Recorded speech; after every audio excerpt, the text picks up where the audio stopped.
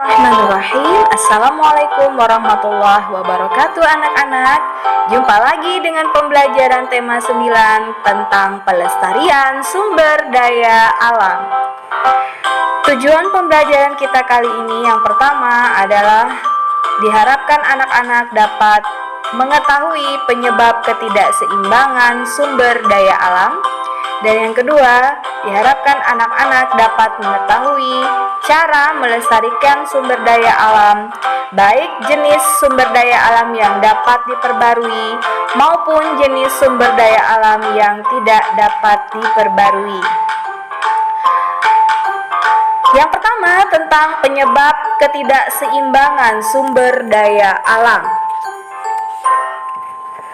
Kerusakan lingkungan menyebabkan ketidakseimbangan sumber daya alam. Kerusakan lingkungan dapat disebabkan oleh dua faktor anak-anak, yaitu faktor alam dan faktor manusia. Kerusakan lingkungan yang disebabkan oleh faktor alam antara lain gunung meletus, gempa bumi, tsunami, dapat merusak lingkungan dan mengganggu kelestarian sumber daya alam. Kerusakan lingkungan yang disebabkan oleh faktor manusia antara lain kegiatan penambangan emas, pasir, dan lain-lain, penebangan pohon secara liar dan besar-besaran untuk membuka lahan baru, perburuan hewan liar, penggunaan bahan bakar fosil, penggunaan plastik, dan penggunaan bahan kimia berbahaya ternyata dapat merusak lingkungan dan menyebabkan ketidakseimbangan sumber daya alam. Nah, anak-anak, jika kita bandingkan, ternyata faktor penyebab kerusakan lingkungan dari manusia ini ternyata lebih banyak dibandingkan dari faktor alam.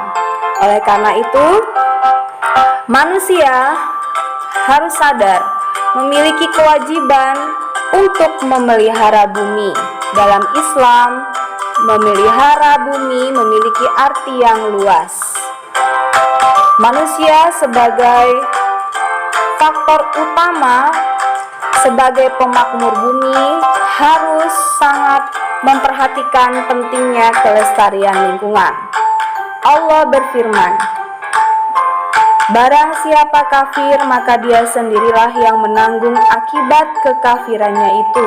Dan barang siapa mengerjakan kebaikan, maka mereka menyiapkan untuk diri mereka sendiri tempat yang menyenangkan, agar Allah memberi balasan pahala kepada orang-orang yang beriman dan mengerjakan kebaikan dari karunia-Nya. Sesungguhnya Allah tidak menyukai orang-orang yang ingkar." Quran Surah Ar-Rum ayat 44-45.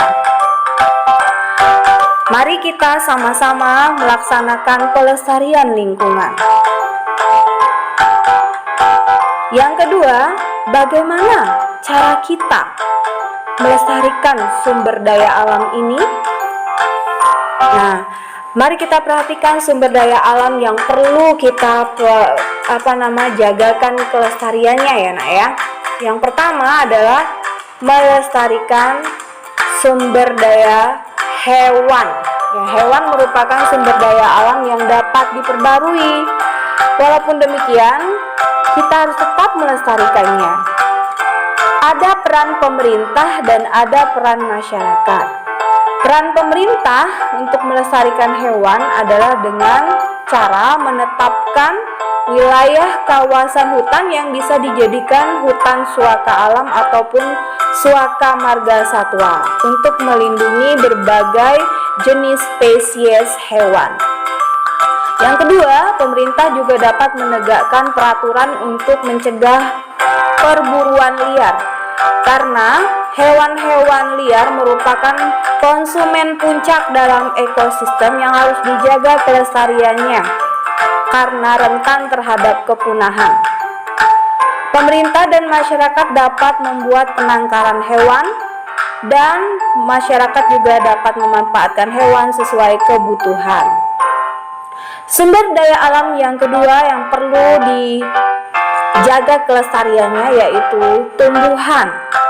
Peran pemerintah diharapkan dapat menetapkan wilayah kawasan hutan cagar alam untuk menjaga kelestarian spesies plasma nutfah yang kaya di dalam hutan. Kemudian yang kedua, pemerintah dapat menegakkan peraturan mencegah penebangan hutan secara liar. Yang ketiga, pemerintah dan masyarakat dapat melakukan reboisasi atau penanaman kembali pada hutan dan lahan yang gundul. 4. Pemerintah dan masyarakat dapat menanam bibit tanaman baru untuk mengganti tanaman yang tidak produktif lagi. 5. Masyarakat dapat memanfaatkan tumbuhan sesuai keperluan. 6. Pemerintah dan masyarakat dapat membuat penangkaran tumbuhan, terutama jenis tumbuhan langka. Dan yang ketujuh, masyarakat dapat melakukan budidaya berbagai macam jenis tumbuhan. Pelestarian tumbuhan sangat penting untuk menjaga keseimbangan lingkungan. Yang ketiga, sumber daya alam yang perlu diperbarui dan perlu dilestarikan adalah tanah. Peran pemerintah untuk melestarikan tanah adalah dengan melestarikan hutan.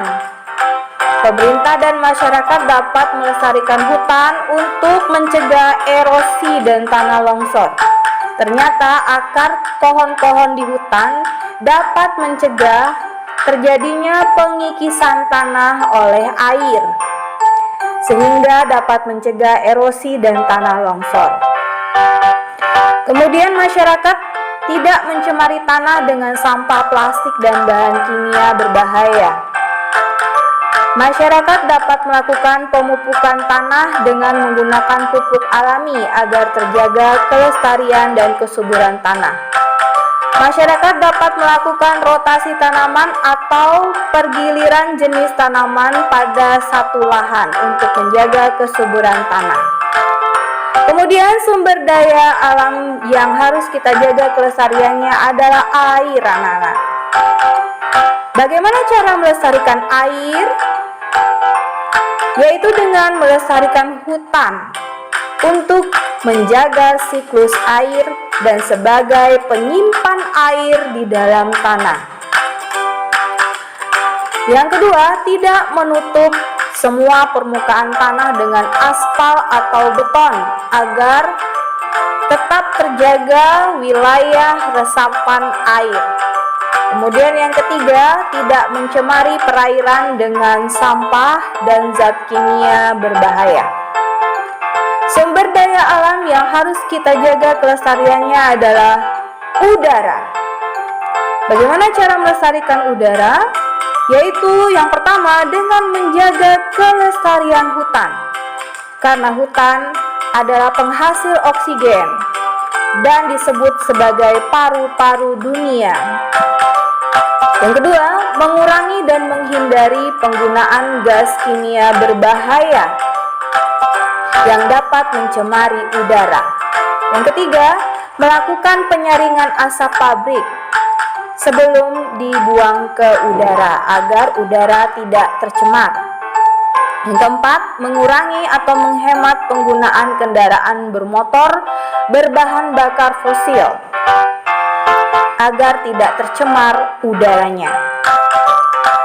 Kemudian, sumber daya alam yang tidak dapat diperbarui yang harus dijaga kelestariannya adalah bahan tambang, yaitu dengan cara membatasi penggunaan bahan tambang. Kemudian yang kedua, mendaur ulang bahan tambang yang sudah tidak dipakai. Demikianlah berbagai cara kita untuk melestarikan sumber daya alam. Semoga bermanfaat bagi generasi kita dan yang akan datang. Jazakumullah khairan katsir. Assalamualaikum warahmatullahi wabarakatuh.